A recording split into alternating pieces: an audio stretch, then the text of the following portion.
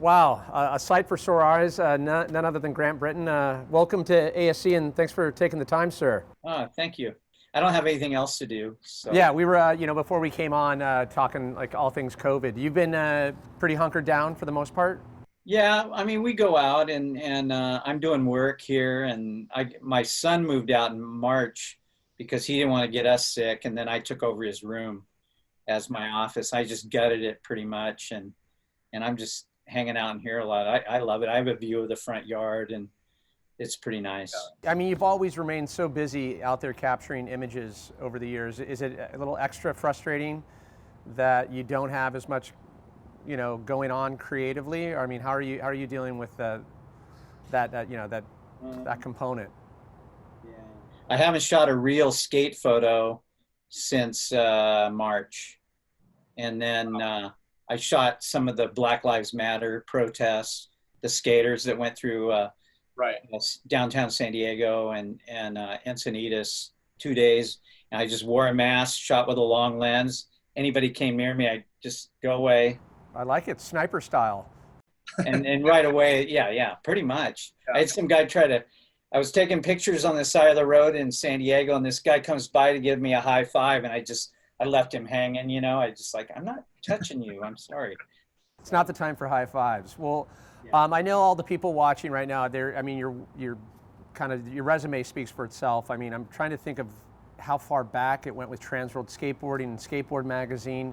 How many years have you been shooting skateboarding? It's Since 1914, 1979, I picked up a camera when I worked at Del Mar. So 41 years. Yeah.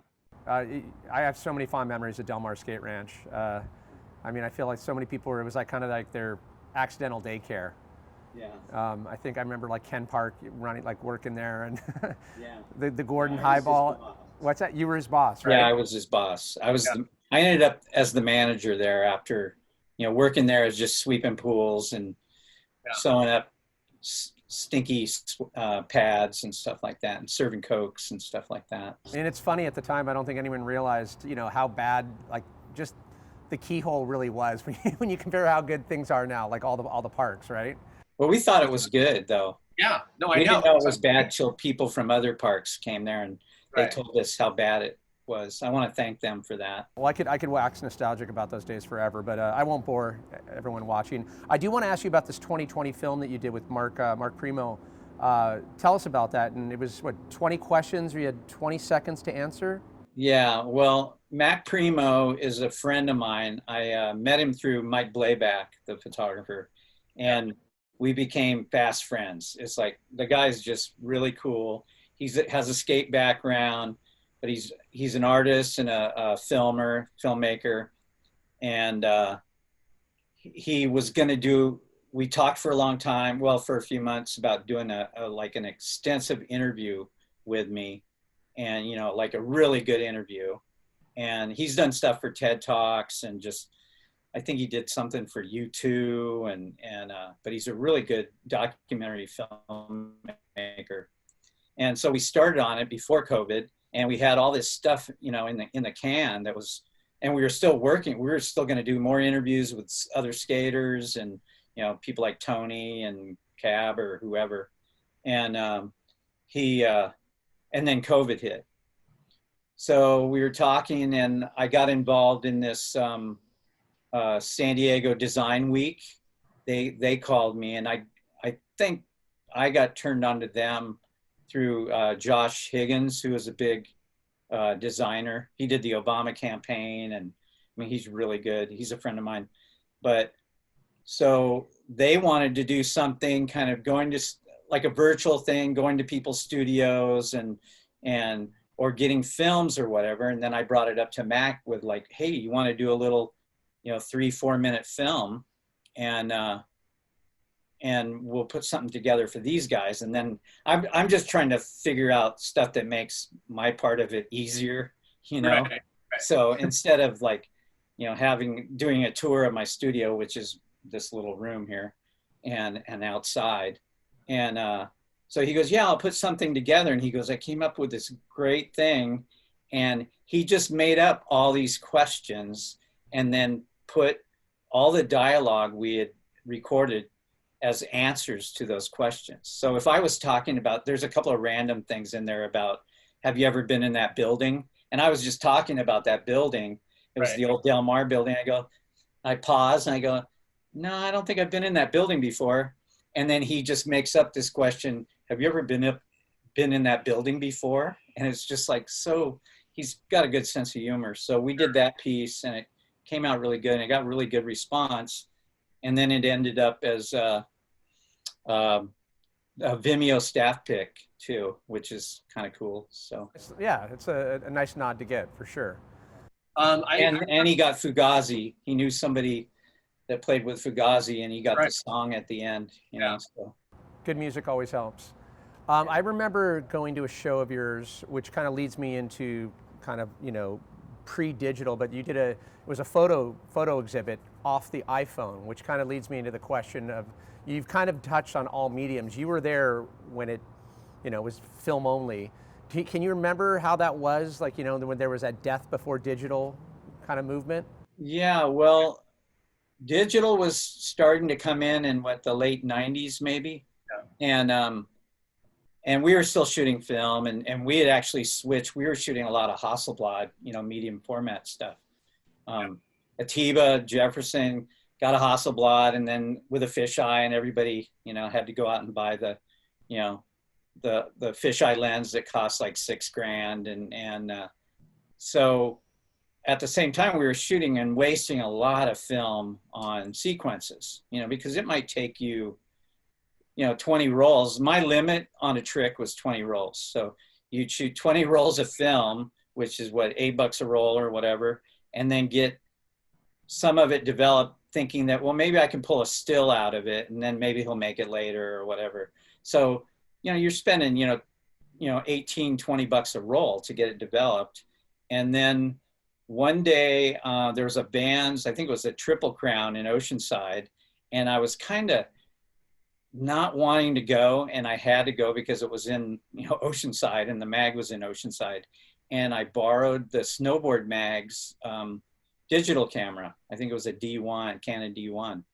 And I shot sequences all weekend, and then got them back, and I didn't know how to, you know, upload them or download them or anything, you know. But I walked in and I told Dave Swift, the editor, and he's a shooter too.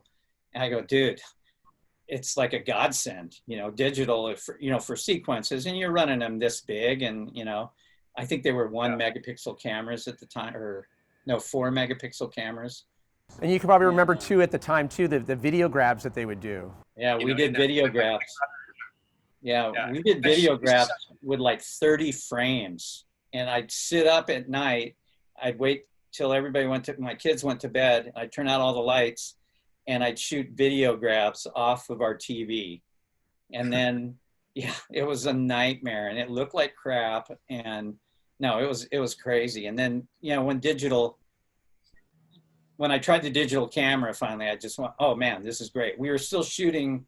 It kind of went from 35 millimeter film into digital, and we were still shooting film with the Hasselblad and the big image, you know.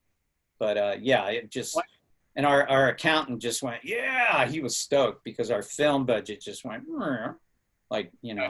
Is there some aspects, I mean, I know obviously, you know, everyone's had to embrace the digital, but is there something, I imagine, I'd love to just spend a week or two going through your archive, but like just the tactile ability, is there something that you miss about it? But when you go in and you look at these old slides and the prints? I still shoot film, you know, for myself. I don't shoot skating usually with it, but I mean, if you saw my office, I've got stacks and stacks of, you know, slides and going, I'm constantly going through stuff and then misfiling it and having to look for it again. And then I'm scanning it myself now too. So I've been spending a lot of time. I've gone through everything in my garage. I mean, we're talking probably hundreds of thousands of images, and going through and picking out the best stuff. Because I'm working on one book right now, an 80s book. And then after that, I'm going to work on the 40-year book. And so I'm scanning, you know, stuff and making high-res scans out of them.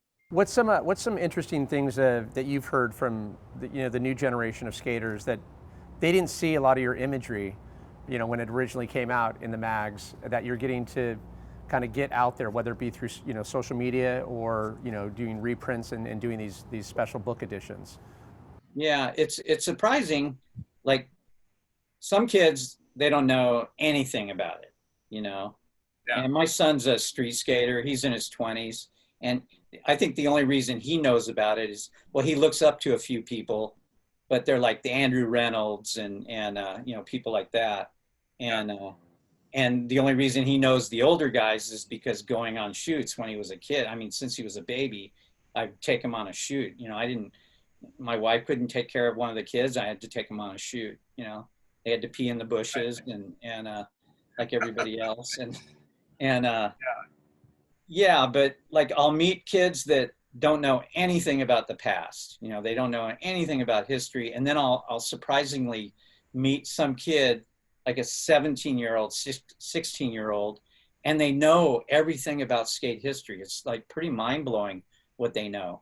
And I think it's probably because of social media and looking at all these other, old guys sites or whatever. Do you grapple with that aspect of social media when you're putting images out there? Do you think it devalues it, or do you see the worth in it? Like when you put your stuff out there and when your stuff gets out on all the kind of on the digital front, whether it be Instagram or wherever. I mean, do you think it adds value, or do you think it has a devaluing effect? Well, it's the only way to show anything anymore. There's only one magazine left, and they were my competitor, back then. I don't have problems with them, but they never asked me for photos.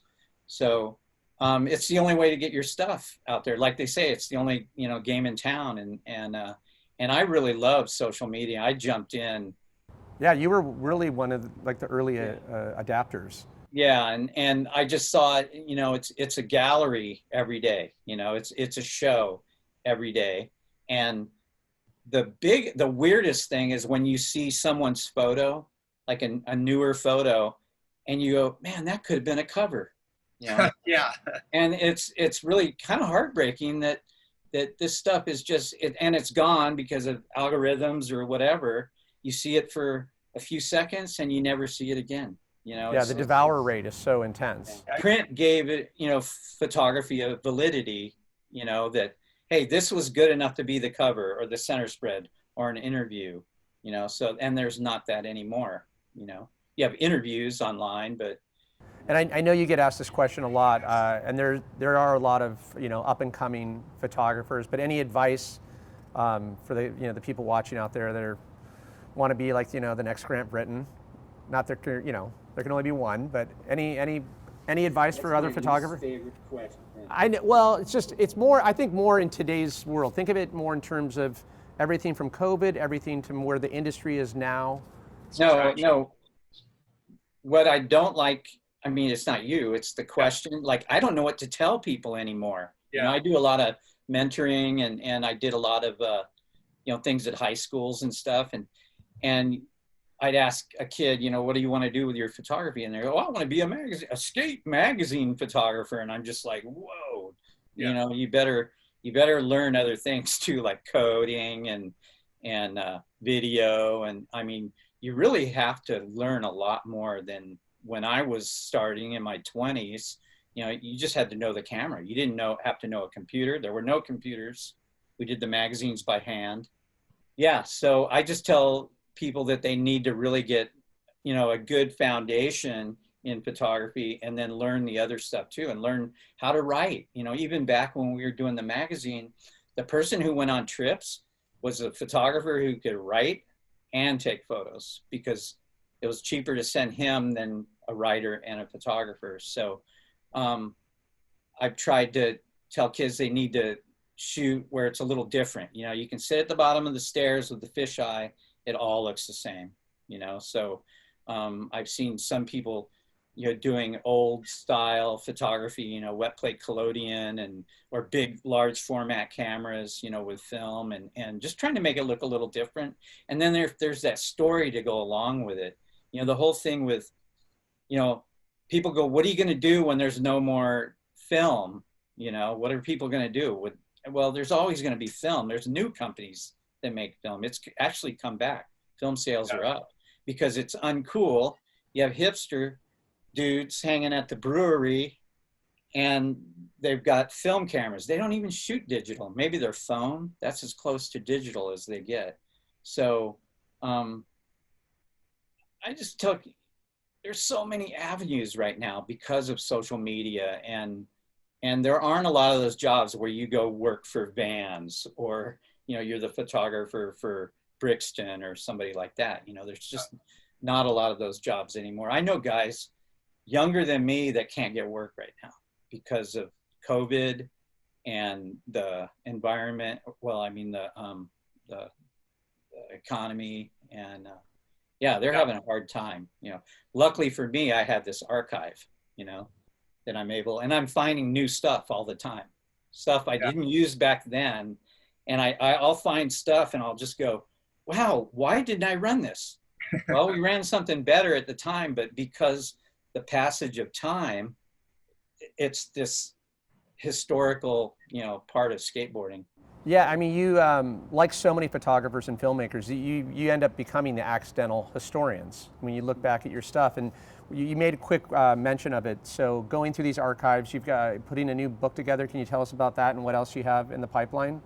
I'm doing a book with a friend, well, two friends, and we've been working on it for a while, and then COVID kind of put a little dent in it. And one guy it's with Thomas Campbell, and and he's done a few other books, you know, with Ed Templeton and French Fred and Deanna Templeton, and his own books. And then he got evacuated for like 5 weeks he lives up in Bonnie Doon, you know, so near Santa Cruz. And so everything's kind of on hold right now, but hopefully by, you know, the first part of next year. But we started to do a 40-year book, you know, kind of a retrospect. And then after going through everything that I had given him, he goes, you know what, we got to do 2 books. We got to do an 80s book. And that's pretty much laid out. It's pretty much laid out. All it needs is, you know, I got Tony to write an introduction to it, and Mickey Bukovic wrote something. And then we're gonna, all we have to do is really put it together. So working on that, and I'm just working, you know, selling prints, you know, and, you know, I don't know, you got a lot of time doing stuff to do stuff. We'll keep safe and keep sane, and we'll see you on the other side of COVID, and look forward to the book. And Grant, thank you so much for taking the time. All right. Thanks a lot, Pat. I appreciate it. Yeah, good talking to you. Bye now.